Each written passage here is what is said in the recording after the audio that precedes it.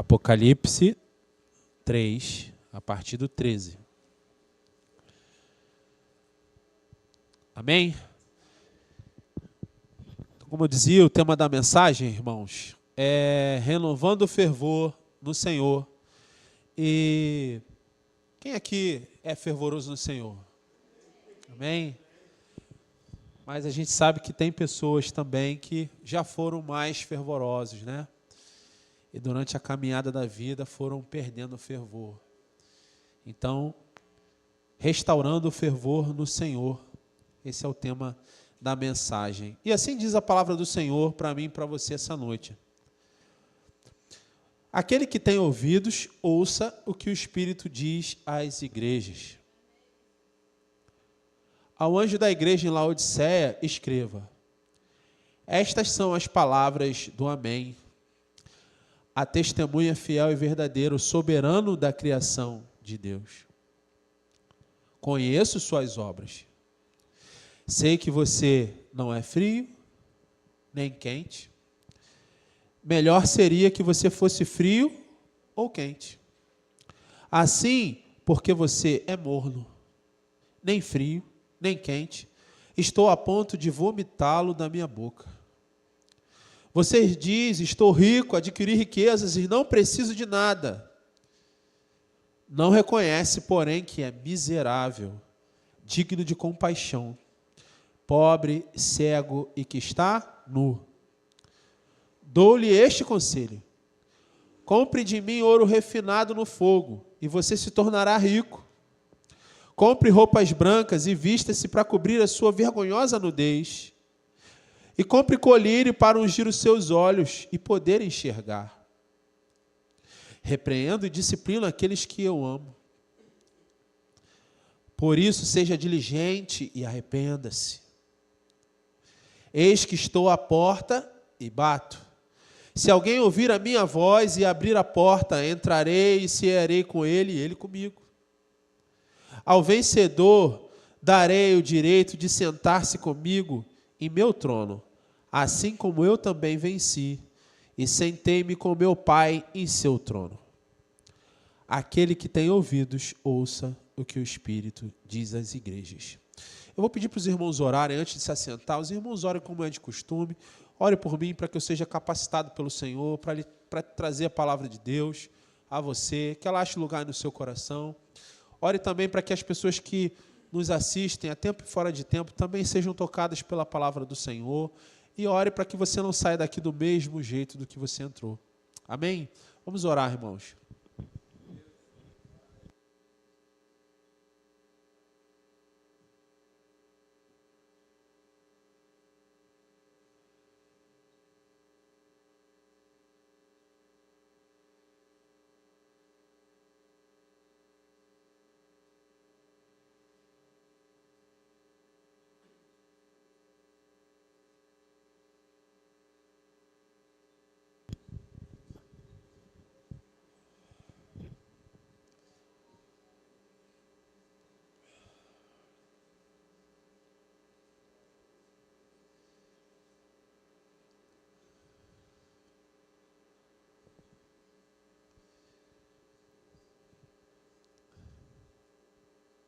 Amém. Senhor, nós queremos aqui uma grande manifestação do Teu poder essa noite. Queremos Te pedir, Pai, que o Senhor prepare os nossos corações para receber a Tua palavra. Faça de nós terra fértil, Pai, que dê frutos a 30, 60, 100 por um. Espírito Santo, nós pedimos que o Senhor traga arrependimento genuíno aqui, convicção de pecado, em nome do Senhor Jesus, Pai. O Senhor traga mudança de vida. E também que o Senhor possa nos trazer convicção de pecado, juízo e de justiça. Nós te pedimos que o Senhor, meu Pai, seja o Senhor da palavra essa noite. Que não seja só conhecimento raso da Tua palavra, mas que o Senhor traga o entendimento profundo daquilo que o Senhor quer falar. Nós oramos assim em nome do Senhor Jesus. Amém. Os irmãos podem se assentar.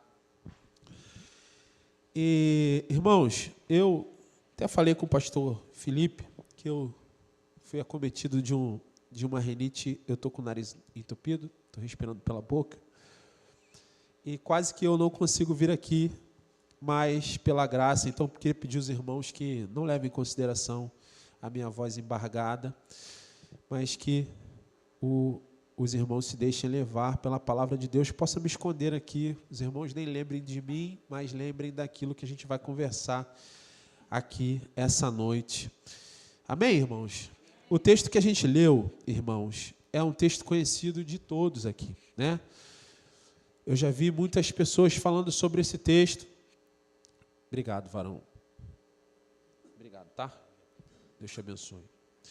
Eu já vi várias pessoas pregando sobre esse texto, né? E Deus falou no meu coração, e às vezes a gente fica achando que é coisa da nossa cabeça. Irmãos, eu tenho aprendido que Deus trabalha na simplicidade, e às vezes Deus fala conosco de maneira muito simples. E a gente não escuta, por quê? Porque a gente está acostumado em coisas grandiosas, a gente quer protuberâncias, né? A gente quer um espetáculo, né? E às vezes Deus fala com a gente numa impressão, num pensamento, né? Fala com a gente numa ideia que vem de dentro, que a gente sabe que não é da nossa cabeça. A gente sabe porque se fosse da nossa cabeça a gente não faria, né? Você quer ver uma oportunidade que Deus sempre fala com a gente não percebe? Na hora dos dízimos das ofertas, né?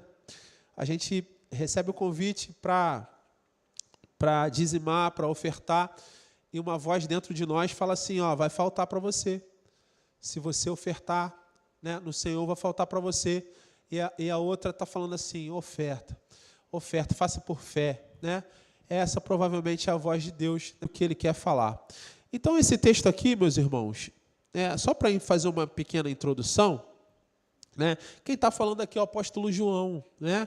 E é o mesmo texto que o irmão, quase o mesmo texto, é o início do texto que o irmão David estava lendo ali, parece que a gente combinou, né? Mas a gente não combinou, né? Isso é coisa do Espírito Santo, né? É Ele que conduz a igreja dele, né? A igreja dele, Ele conduz, que a gente faz um planejamento aqui, mas o Espírito Santo do Senhor maneja as coisas, né? De acordo com o interesse dele, né? Que é maior do que o nosso, né? Então, irmãos, esse texto aqui, quem está falando é o apóstolo João. Ele estava preso na ilha de Patmos. Já tirei o adereço, já tirei o adereço.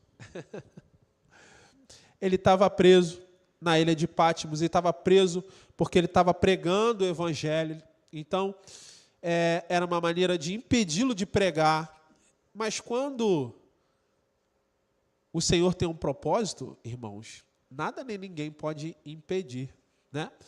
Eles prenderam João na ilha de Patmos, ele parou de pregar, mas hoje, quase mais de 2000 anos depois, a gente está lendo aqui a pregação de João. Ou seja, não adiantou nadinha, né? O homem fazer com a sua mão, mas isso é um outro assunto, um tema de uma outra pregação. Hoje aqui, para introduzir, a gente sabe que a ilha de Patmos era como se fosse uma prisão, um exílio, né? E ele foi mandado para lá justamente para isso, né?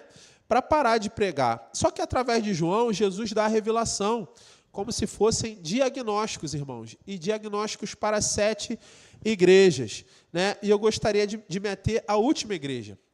Esse texto que a gente leu é sobre a igreja de Laodiceia, é a última igreja. E o texto começa dizendo o seguinte: quem tem ouvidos, né, deve ouvir aquilo que o Espírito diz às igrejas. E todo mundo aqui tem ouvido? Amém? Né? Tem alguém aqui que não tem? Então, o texto está falando assim, todo mundo ouça o que o Espírito está falando às igrejas. Ou seja, embora, irmãos, seja uma palavra para as igrejas mencionadas no texto, é uma palavra para a Igreja Batista, palavra viva hoje. Amém? É uma palavra para mim, é uma palavra para você, porque a gente tem ouvido, e a gente deve ouvir aquilo que o Espírito tem falado, está falando com as igrejas. Amém? Então, essa palavra é uma palavra para mim e para você, né? É uma palavra para a igreja. Então, meus irmãos, era um diagnóstico, né? Era um diagnóstico daquilo que estava acontecendo com as igrejas. Então, a gente vai começar destrinchando o texto, meditando e começando pelo versículo 15, né? O versículo 15 diz assim, ó, conheço as suas obras. Conheço as suas obras. Ele começa assim. O Senhor começa dizendo que conhece as obras daquela igreja. E o que isso significa, conheço as suas obras, né? Significa que o Senhor estava olhando de perto, que o Senhor sabia das obras que aquela igreja tinha praticado e sabia que não era aquilo que ele determinou, não era o planejamento dele. A igreja não estava praticando obras de acordo com o planejado dele. Então, o Senhor diz para mim, né, ou seja, o Senhor estava dizendo para aquela igreja, conheço as suas obras. Olha, eu te vejo.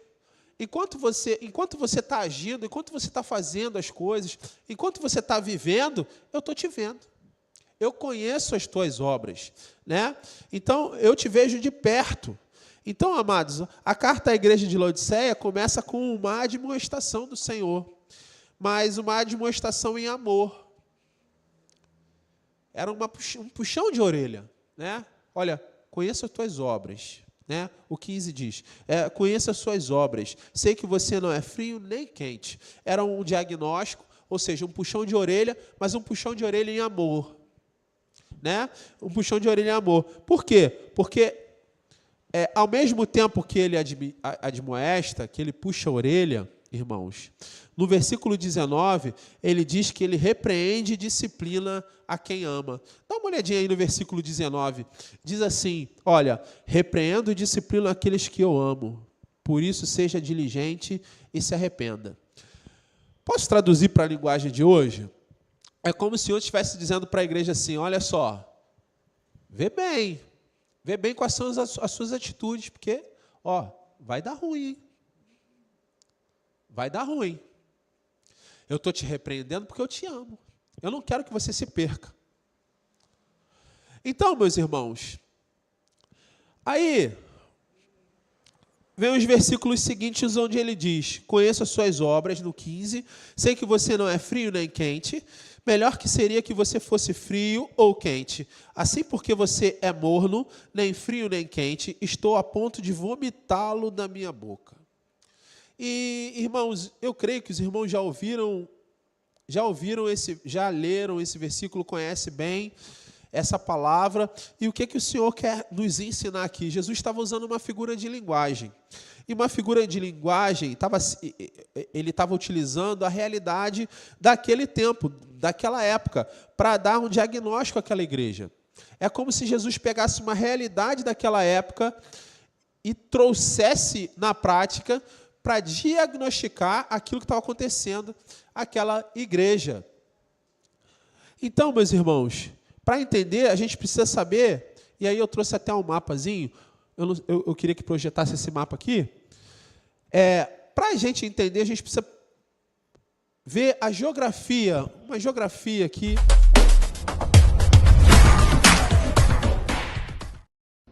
E vamos para os avisos.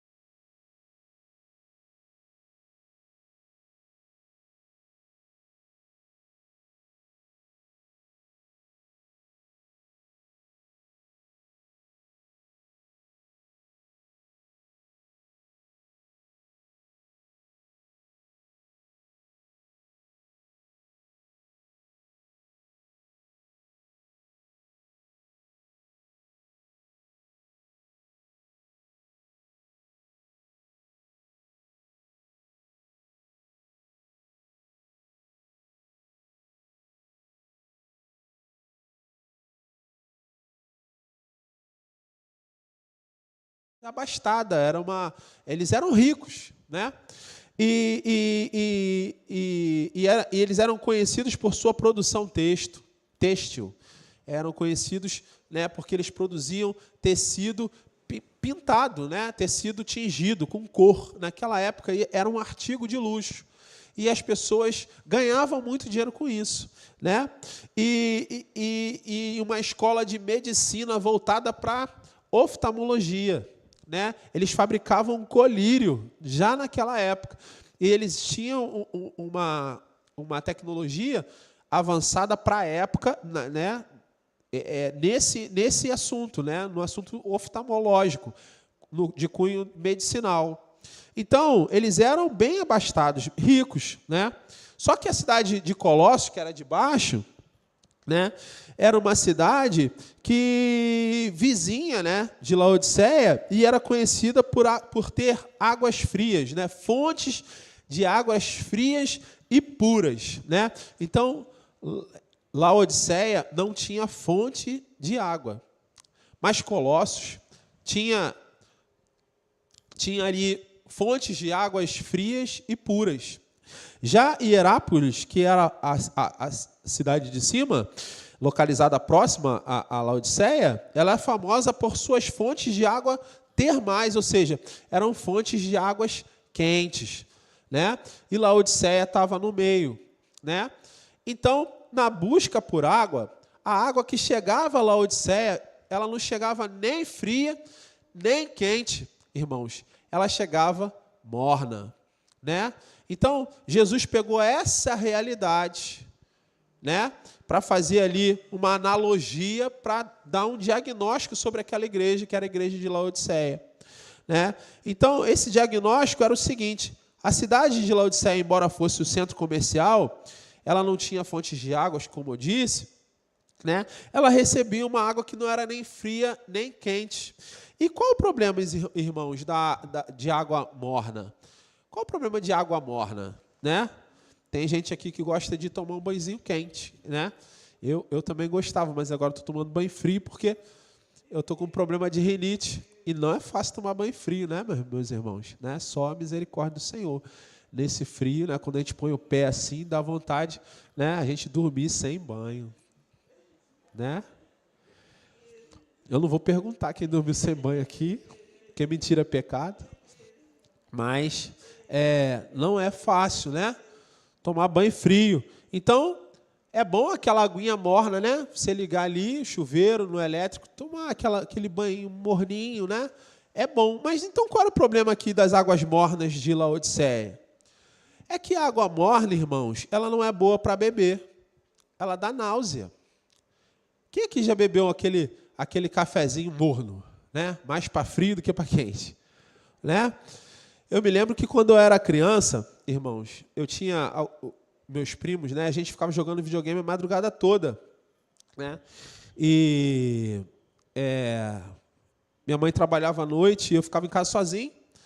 E a gente ficava jogando videogame a noite toda. E a gente ia dormir quando o dia estava clareando. E a gente fazia um campeonato de videogame lá. E quem perdesse tinha que beber um copo de água, mas não era um copo d'água comum. Eu esquentava aquele copo de água no micro-ondas. E quem perdesse o jogo tinha que beber aquele copo d'água de uma golada só. Então ninguém queria perder. E ficava uma briga danada. Só que tinha um primo meu que sempre perdia. E ele bebia muita água quente. E ele vivia enjoado. E exatamente, eu me lembrei disso quando eu estava lendo o texto, né? Porque a água quente causa náusea, né? E o que é náusea, irmãos? Né? O que é enjoo? Enjoo é quando algo estranho ao corpo entra no corpo. A gente quer expelir, a gente quer expulsar porque é estranho, né? Estranho. Então, meus irmãos, a pergunta é: o que essa igreja estava fazendo de tão grave para Jesus dizer isso?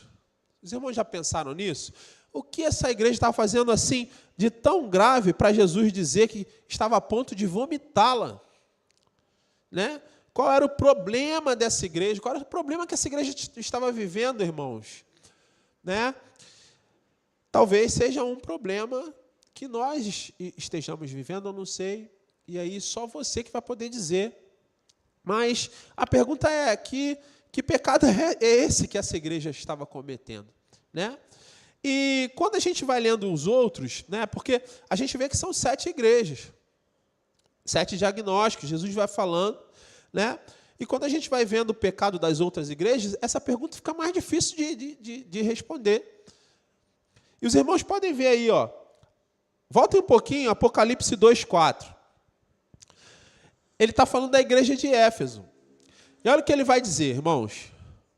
É um diagnóstico também. Apocalipse 2:4. Ele está falando assim: contra você, porém, tenho isto.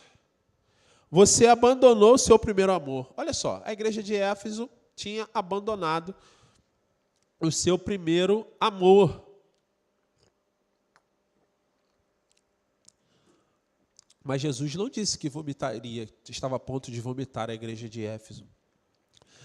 Se os irmãos forem mais um pouquinho adiante, os irmãos vão ver a igreja de Pérgamo, no versículo 14. Olha só que interessante, irmãos.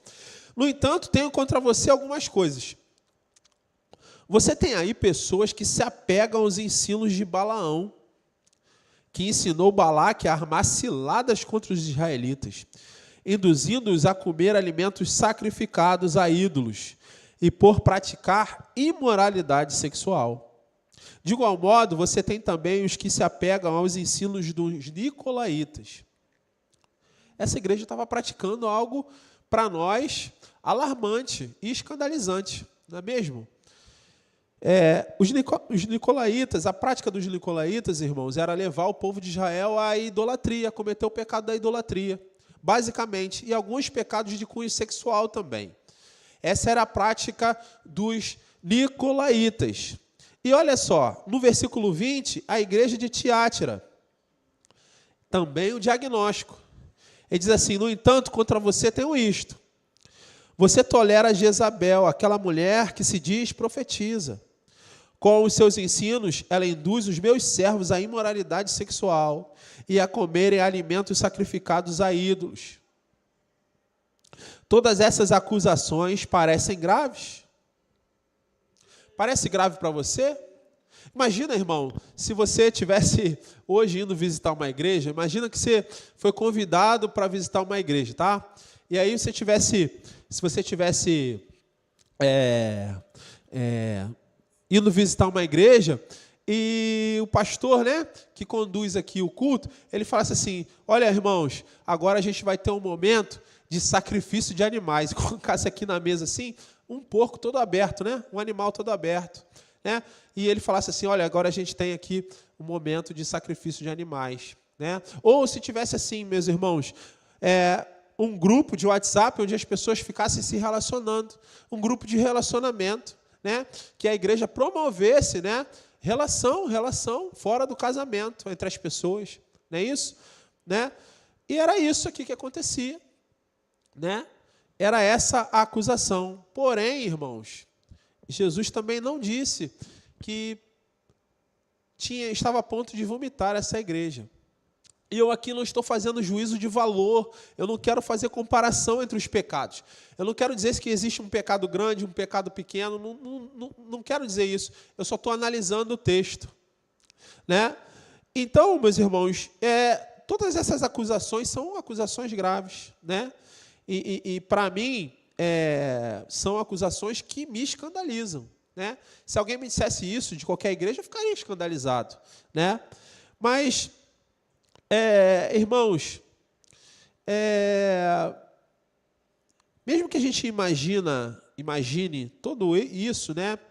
De essas circunstâncias hipotéticas, mesmo que a gente imagine tudo isso, a resposta para a pergunta que a gente fez lá no início, né, qual era o problema da igreja de Laodiceia, ela fica difícil de resolver.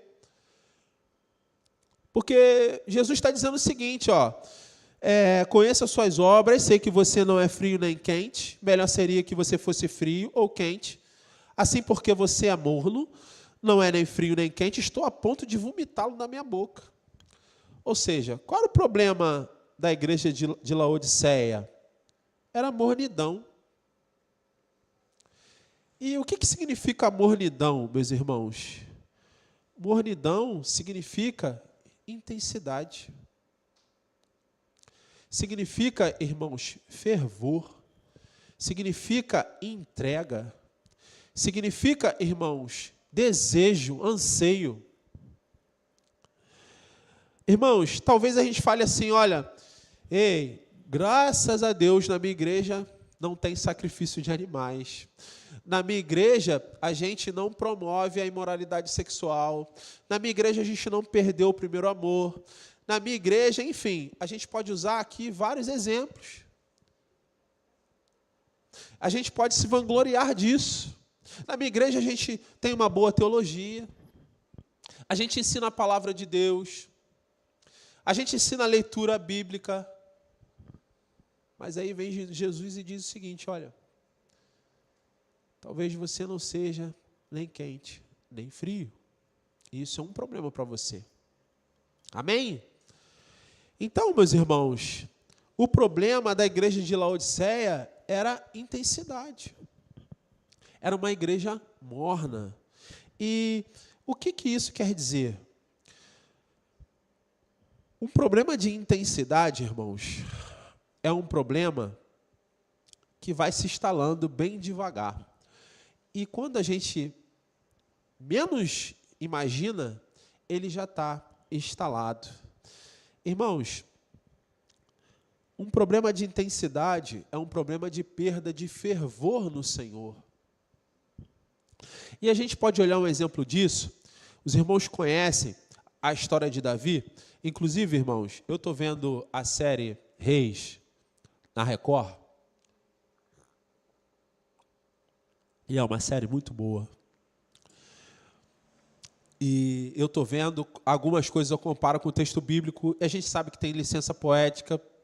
Eles retratam na série muita coisa que não aconteceu, mas eu retiro aquilo que é bom. E é uma série, na minha visão, uma série muito boa. Eu recomendo. E a série retrata uma história que a gente cansou de ler aqui e que a gente já deve ter visto há algum tempo. Não é novidade para ninguém. A série onde Davi está adorando ao Senhor, ele está dançando ao Senhor em adoração, ele se entrega à dança, né? Ele faz o que as outras pessoas achavam ridículo fazer, e ele é interpelado pela uma de suas esposas, que é Mical. E Mical diz para ele assim: por que você faz isso? Dança como um plebeu, você é o rei de Israel. E aí Davi diz para ela assim: eu estou dançando para o meu Deus. Eu estou adorando o meu Deus. E ainda que todos, e aí eu estou usando as minhas palavras, e ele diz: ainda que todos me achem estranho, eu estou fazendo isso para o meu Deus. Esse era um caso de intensidade, irmãos. E aí, quem era o frio? Quem era o morno? E quem era o quente? Vamos assim, discernir, né? Destrinchar. O que é ser frio? O que é ser morno? E o que é ser quente, irmãos? E agora eu vou pedir para vocês deixarem aí uma marcação, né, no livro de Apocalipse, mas a gente vai dar uma viajada aqui até Mateus 21, a partir do versículo 28. Mateus 21, a partir do versículo 28.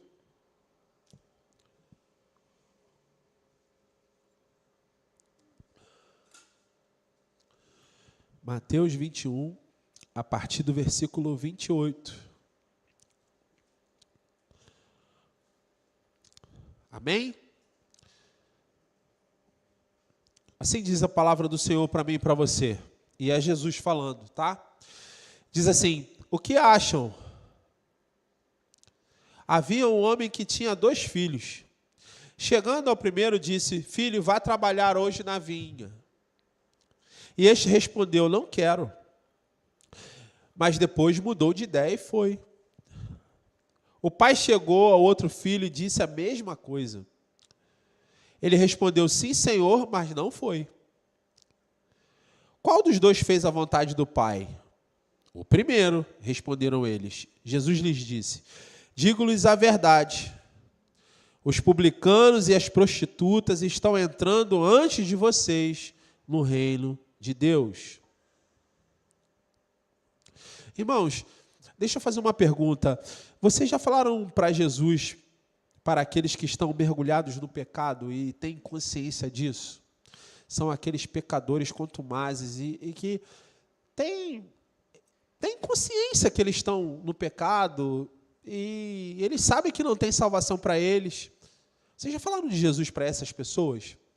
Os irmãos já repararam que essas pessoas, no geral, elas são muito receptivas à palavra de Deus. Mas, ao passo que os irmãos já falaram de Jesus para aqueles que já foram aqui, já caminharam com Jesus, já caminharam, às vezes, com a gente, já caminharam em outros lugares e se perderam. Tem uma diferença. Eles ouvem a palavra de Deus, mas parece que a palavra não dá fruto. Ao passo que também a gente fala para Jesus daqueles irmãos que perderam o amor, perderam o interesse. E eles recebem a palavra de Deus também de uma outra forma. O que eu quero dizer com isso, meus irmãos? O frio, ele entende que precisa do Senhor. Ele sabe que ele é miserável. Ele sabe que ele precisa do Senhor. Ele sabe que ele está numa situação onde não tem jeito para ele. O quente, irmãos, ele é superlativo. Né? Ele é superlativo. Ele entende que tudo tem que ser feito com muita intensidade, né? E certa vez eu me lembro aqui de algo que aconteceu comigo. Antigamente eu tinha mania de ir numa praça aqui perto, e eu passava em frente a uma igrejinha pequena que tinha 2 bancos só, 2 ou 3, não me lembro. E eu fui uma vez com minha esposa lá, e eu vi essa igreja e eu falei para ela, poxa, deve ser desanimador para esse pastor, né? Ele está pregando para os bancos, né? E tinha uma pessoa assistindo o culto, ou 2, eu não me lembro, e o pastor pregava com muito fervor, ele pregava como se estivesse pregando para milhares de pessoas. E eu falava assim, poxa, estranho isso. E minha esposa falava assim, olha, talvez um dia o Senhor fale com você. E aconteceu exatamente aquilo, eu tive essa mesma experiência, irmãos. Eu fui chamado para o Senhor para levar a palavra em alguns lugares, e eu chegava lá e parecia que estava pregando para os bancos. E eu entendi exatamente o que aquele pastor estava passando. Realmente, o problema era na relação entre eu e Deus, mas eu estava focado na relação entre eu e os homens. Mas o que nos chama a atenção aqui é o seguinte, que o quente ele é superlativo, ele faz as coisas do jeito que podemos dizer assim, ó, talvez esteja até errado aquilo que ele está fazendo de um jeito meio atabalhoado, mas ele está ali cheio de fervor, cheio de carinho, cheio de amor. Ele entende que ele precisa fazer aquilo para o Senhor, né? Mas e o morno, irmãos? E o morno? Meus irmãos, no versículo 17 de Apocalipse 3, né, diz assim, você diz, estou rico, adquiri riquezas e não preciso de nada. Não reconhece, porém, que é miserável, digno de compaixão, pobre, cego e está nu.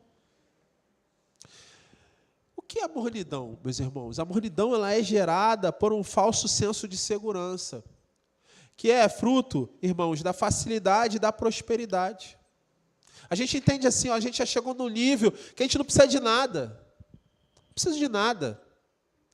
Olha, eu já cheguei no nível aqui, eu já aceitei Jesus como meu Senhor e Salvador, eu já venho à igreja de manhã, eu venho à igreja de noite, eu vou no encontro de casais, eu vou na célula, eu cumpro todos os requisitos aqui que a igreja determina, eu não preciso de nada. Eu não preciso melhorar em nada. Mas a Bíblia chama esse tipo de pessoa de um nome, classifica essas pessoas. E qual é a classificação que a Bíblia chama para essas pessoas, irmãos? Religiosos, religiosidade. Não é isso? Só que a religiosidade, irmãos, ela significa achar que nós podemos fazer por merecer algo de Deus. A gente pode fazer por merecer o amor de Deus, fazer por merecer, né, a graça de Deus, a salvação do Senhor. E isso significa ser morno. É chegar num nível que a gente senta na salvação. A gente não compreende, né, quanto custou a nossa salvação. Né? Então, meus irmãos, Ser morno é não compreender o quanto custou a nossa salvação e a graça que repousa sobre as nossas vidas. Amém? Os irmãos veem, às vezes, pessoas dando glória a Deus, sendo fervorosas, né? Levantando suas mãos, cantando com emoção, cantando com alegria. E se os irmãos forem conversar com essas pessoas, os irmãos vão ver que essas pessoas, o que elas têm em comum? Elas sabem exatamente de onde o Senhor as tirou. Elas sabem o quanto custou. A mornidão vem, irmãos, quando nós perdemos esse senso. A gente entende que a nossa salvação não custou nada. A gente pensa que foi fácil. A gente não entende que a gente estava condenado à morte. A gente estava condenado à separação eterna. A gente esquece disso. Às vezes a gente vê testemunho de irmãos, eu estou cansado de ver, testemunho de irmãos que às vezes estão na prisão, e eles dizem, poxa, o Senhor me visitou lá, e lá eu mudei minha vida. Às vezes a gente vê testemunho de irmãos que já foram traficantes, de mulheres que já se prostituíram, de homens que também já se prostituíram, que caíram em práticas homossexuais, enfim. E a gente pensa assim, ora, mas eu não fazia nada disso. Eu não fazia nada disso. Então, olha, para mim foi fácil a minha salvação, mas a gente esquece da nossa natureza, irmãos. A gente esquece que a gente não pratica as mesmas obras que eles praticam pela graça do Senhor. A gente acha que a gente merece.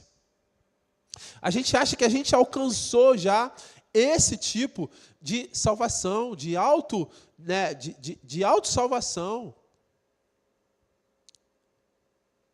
Se você tem consciência de que a tua salvação, a tua liberdade, a minha liberdade custou o sangue do nosso Senhor,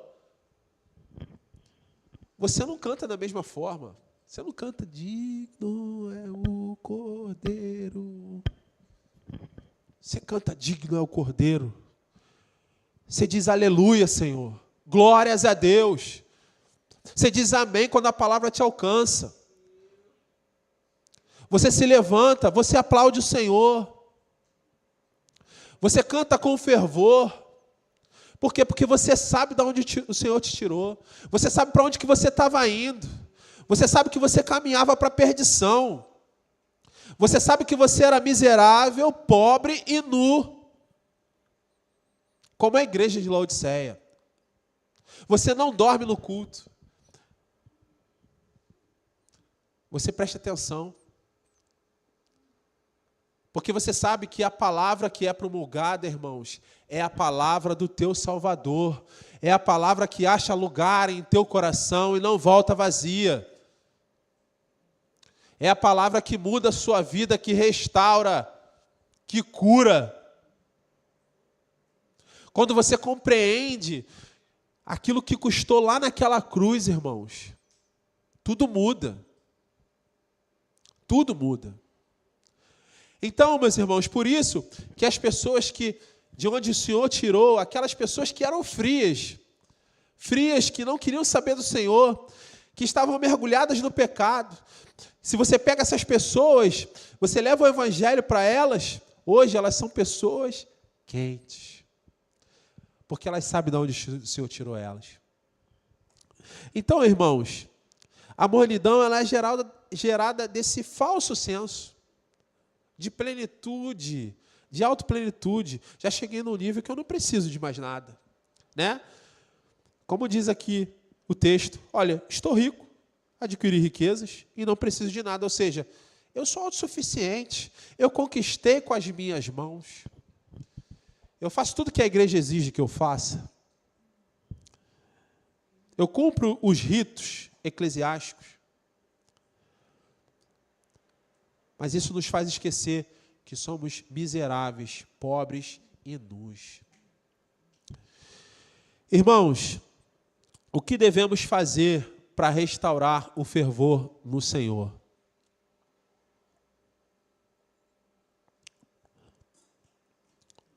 Em primeiro lugar, fazer tudo de todo o coração. E o que te impeliu a vir aqui hoje? O que te impele a vir na casa do Senhor, né? No templo onde a gente adora o Senhor aqui, né? Cultuar o Senhor. Isso faz muita diferença, viu? Tem um texto de 2 Crônicas, e não precisa abrir, eu vou ler bem rápido. É um texto que eu gosto muito, porque na primeira vez que eu li, irmãos, esse texto rachou a minha cuca, porque eu não entendi. Mas olha o que o texto diz, 2 Crônicas 25, a partir do versículo 1, diz assim, irmãos: Amazias tinha 25 anos de idade quando começou a reinar, e reinou 29 anos em Jerusalém. O nome da sua mãe era Jeoadã. Ele era de Jerusalém. Prestem atenção, irmãos. Ele fez o que o Senhor aprova. Se o texto parasse aí, está tudo bem, não é? Fez aquilo que o Senhor aprova, mas não de todo o coração. Mas não de todo o coração.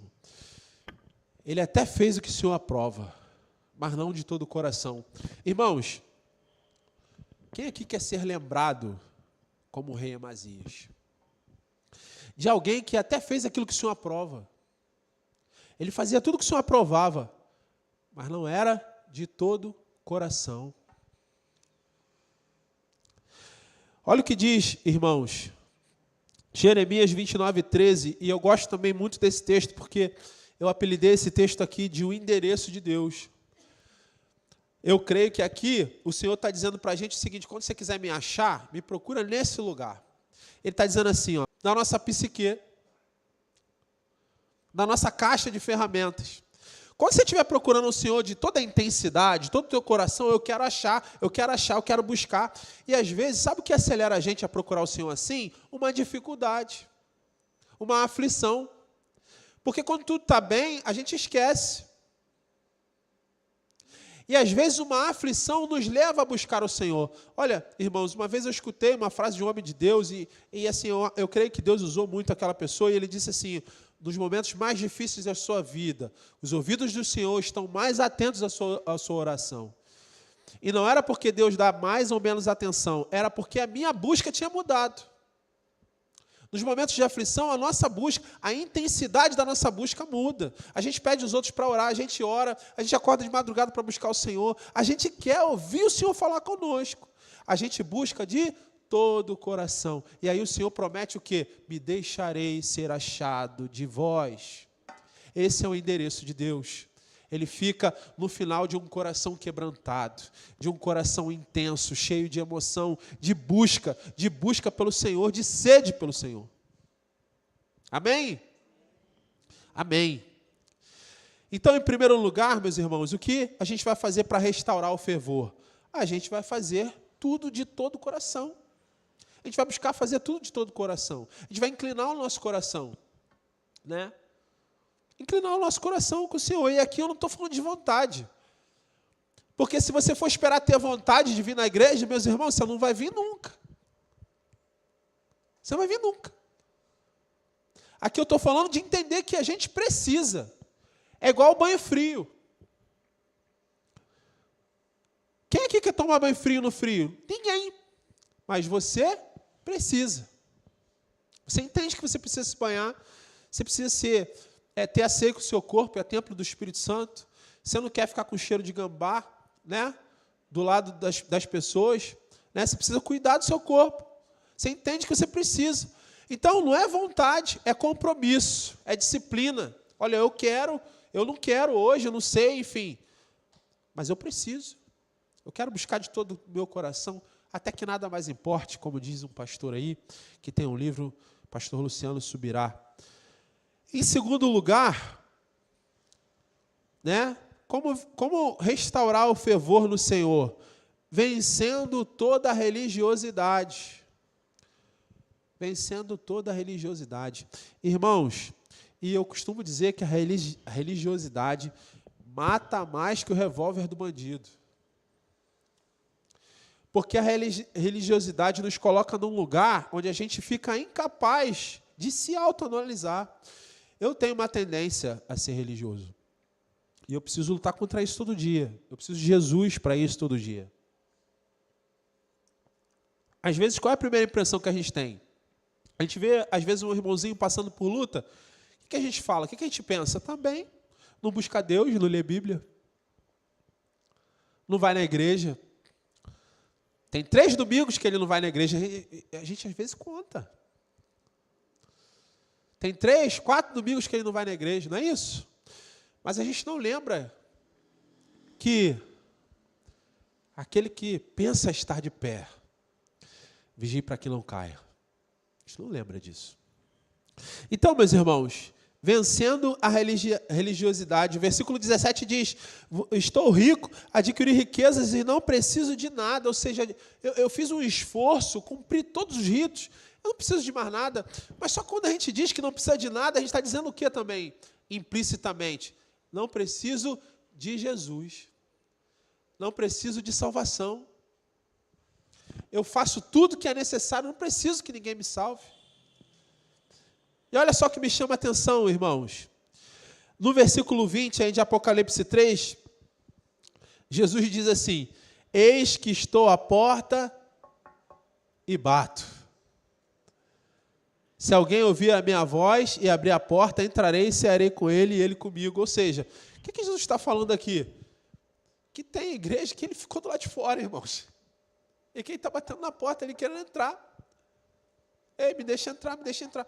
Você imagina um culto, irmãos, sem Jesus. Eis que estou à porta e bato. Mas o cara que acha que ele está rico, que ele adquiriu riquezas e que ele não precisa de nada, ele põe Jesus lá fora.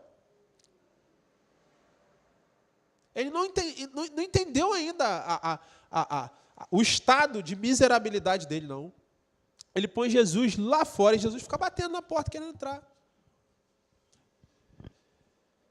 Irmãos, o Evangelho é uma boa notícia, sim ou não? Mas quando é que o Evangelho começou para mim e para você? Silêncio sepulcral. Quando é que o Evangelho começou para mim e para você? O Evangelho é uma boa notícia, sim ou não? Quando é que ele começou? Começou com uma má notícia. É ou não é? O Evangelho começou para mim e para você quando eu e você recebemos uma má notícia. Que má notícia é essa? Você está condenado. Você está morto.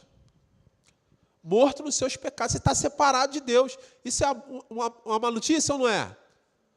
Quando a gente entendeu isso, entendeu a má notícia, o que aconteceu? Entrou o Evangelho. Olha, mas tem salvação para você. Tem restauração para você. Tem perdão para você. Tem misericórdia para você.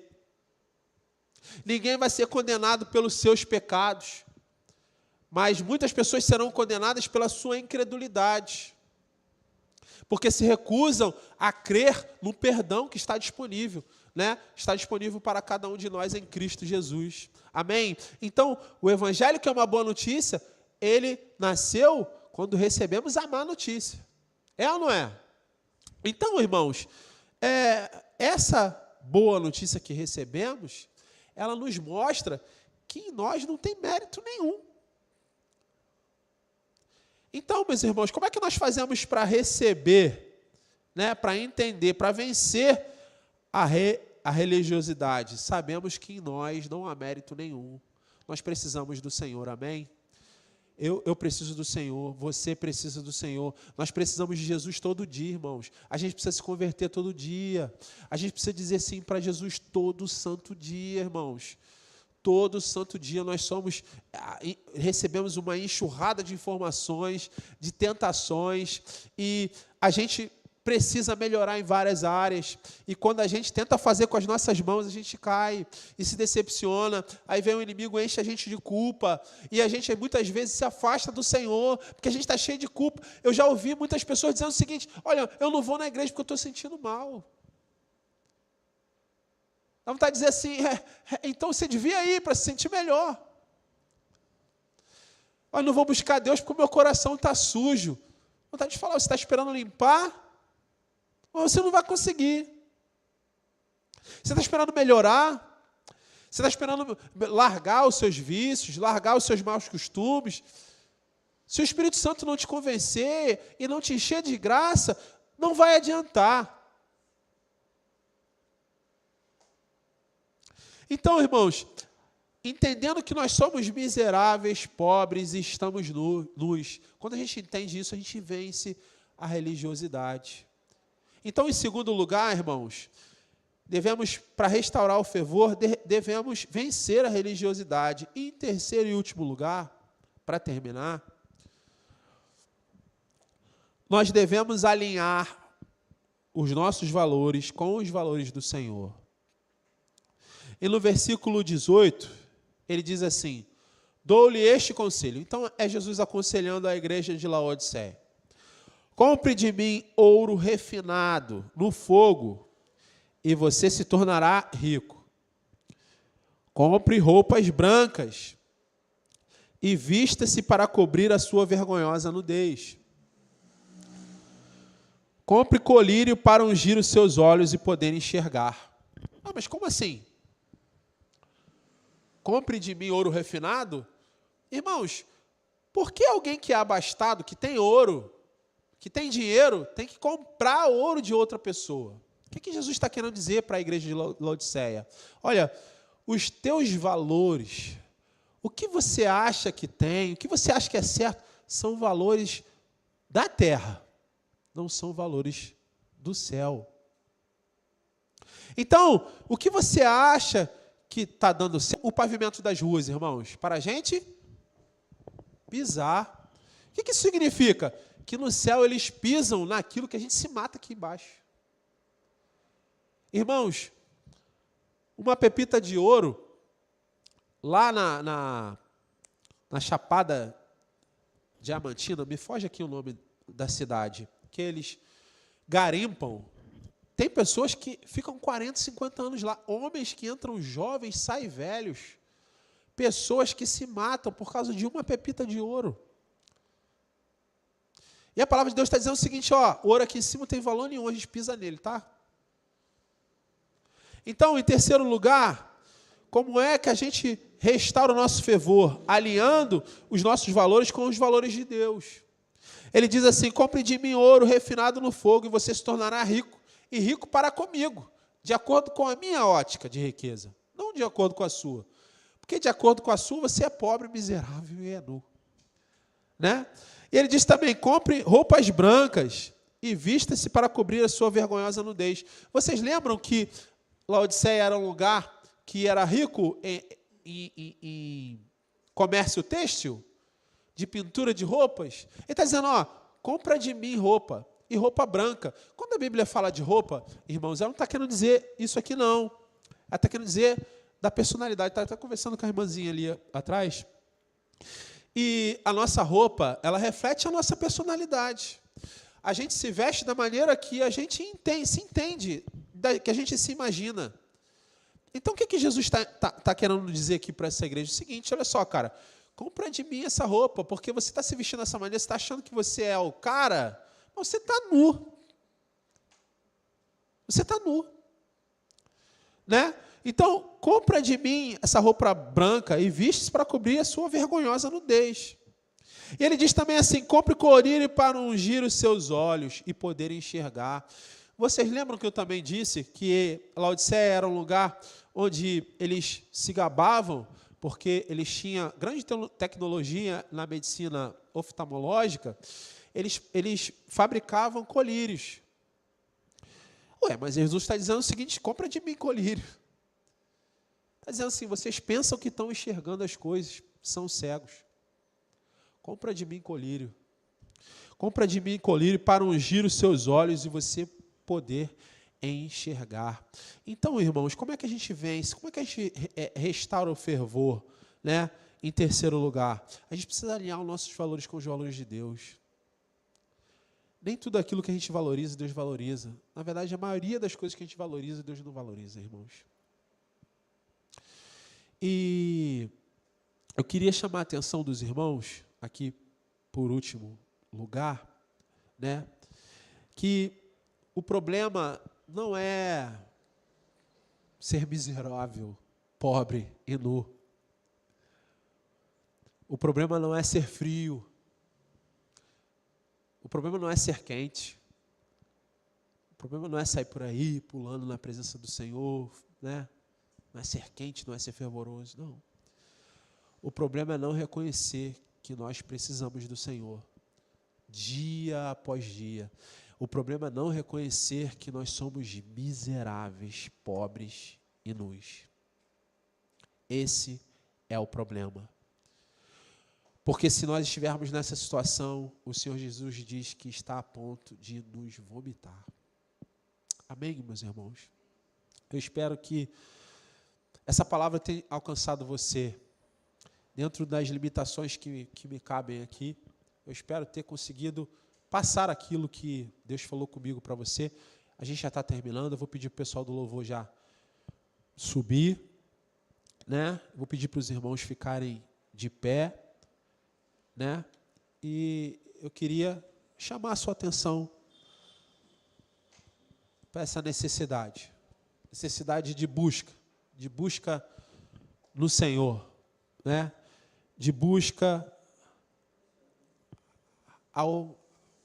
se você perdeu o fervor no Senhor, a restauração do Senhor para a tua vida, a restauração do fervor do Senhor, da sede do Senhor. Ainda no início do culto, o pastor Felipe orava, dizendo o seguinte: Senhor, dai-nos sede de Ti.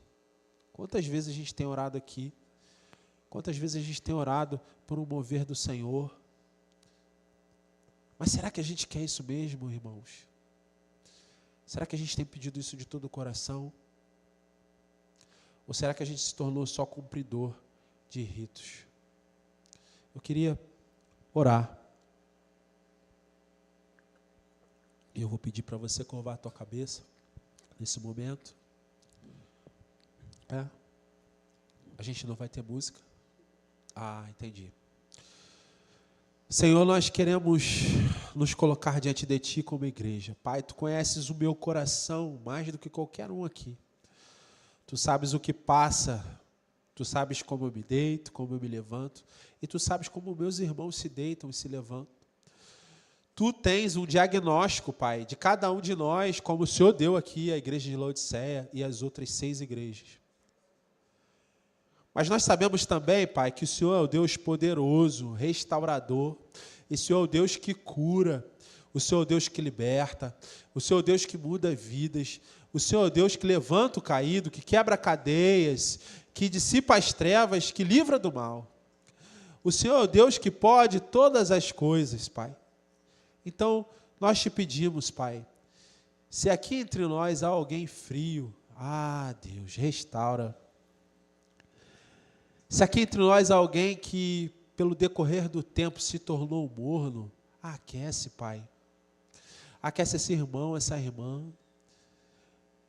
Restaura o fervor, Pai, daquele que perdeu, daquele que, ó Deus, por várias experiências, ele se lembra do passado, daquilo que ele fez no passado, das vezes que ele buscou a Deus no passado, mas que ele já não busca mais, das vezes que ele já evangelizou no passado, das vezes que ele já ganhou almas para o Senhor no passado, mas daquilo que ele já não faz mais. Restaura esse também. Restaura, Pai, a Tua igreja, Pai. Que nós possamos amar como o Senhor nos amou, amar o caído, ter compreensão, compaixão daqueles que pecam, que não sejamos julgadores, mas sim, Pai, sejamos chamados para amar, para sermos reconhecidos como Teus discípulos, como diz a Tua palavra. Ajuda-nos, Pai, a sermos aqueles que o Senhor preparou para saquear o inferno. Ó Deus, ajuda-nos, Pai, nas nossas palavras, no nosso agir. Ó Pai, muda-nos aquilo que nós não conseguimos mudar. Ensina-nos, Pai, a nos humilhar diante daqueles que querem, ó Pai, nos ofender. para que eles vejam a tua face em nós, e que eles tenham, Pai, água na boca, e eles possam ver: eu quero conhecer o Deus que eles servem, porque eles são diferentes. Oh Deus, restaura a tua igreja, Senhor, nós pedimos, restaura o teu servo, restaura, Pai, cada um de nós aqui, nas necessidades específicas de que cada um tem aqui, Pai. Nós pedimos em nome do Senhor Jesus, faz a mudança que só o Senhor pode fazer. Nós te pedimos isso em nome do Senhor Jesus, que vive e reina para todo sempre. Se você creu, diga amém e graças a Deus.